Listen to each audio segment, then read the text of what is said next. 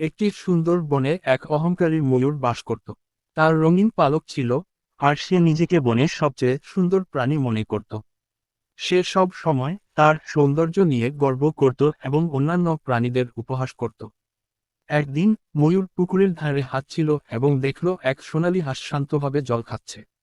ময়ূর হাঁসকে দেখে হেসে বলল, তুমি কি জানো আমি কতটা সুন্দর? আমার পালক দেখো, তুমি কি কখনো এমন সুন্দর হতে পারবে? হাঁস হেসে উত্তর দিল, সুন্দরতা বাহ্যিক, কিন্তু শান্তি এবং সুখ অন্তরে থাকে।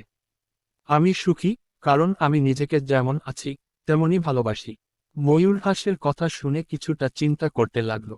সে বুঝতে পারল যে বাহ্যিক সৌন্দর্য এক সময় ম্লান হয়ে যায়, কিন্তু আন্তরিকতা, সুখ ও শান্তি চিরকালীন।